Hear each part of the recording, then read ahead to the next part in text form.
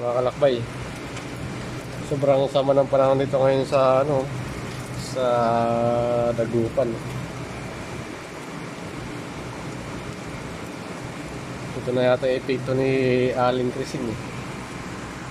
Lakas ng ulan, no? Tapos ang kinakakaba ko lang dito, yung part na yan, mga kalakbay. Yan yung Dagupan River. So pag nagha-high tide, pumapasok yung tubig yan dyan sa parking. O yung si Jon Snow. So ako dito kasi, safety naman ako rito dahil nasa taas naman ako eh. Yung problema ko dito yung Jon Snow.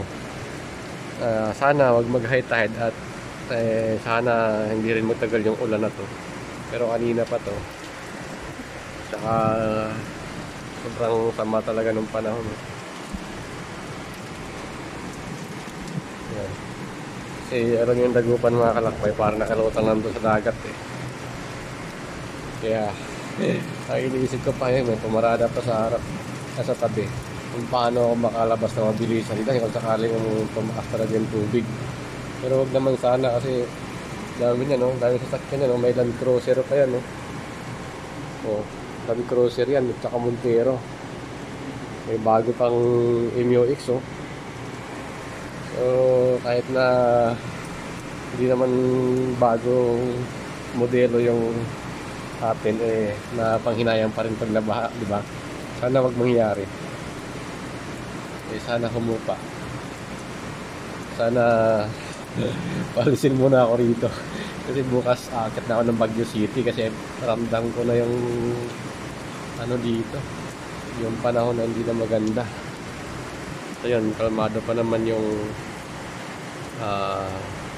Dagupan River. Pero nung Tuesday kasi pagdating ko dito, nag-high tide dyan around mga 4 PM yata.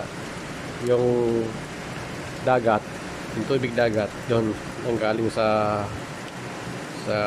Dagupan River ba tawag yan? Hindi ko alam. Pumasok na dito sa parking lot. Kaya pansin niyo po yung na yan, oh. Inangat nila para hindi talaga totally papasok lahat ng tubig dagat dito. Pero meron kasi mga buta, siyempre yung mga kanal dyan. So papasok pa rin dito sa parking.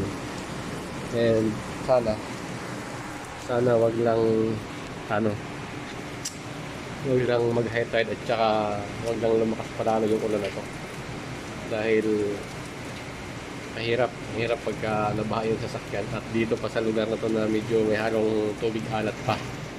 Diba? And ang problem ko dito is kung saan ako tatakbo kung sakali man. Wag naman sana.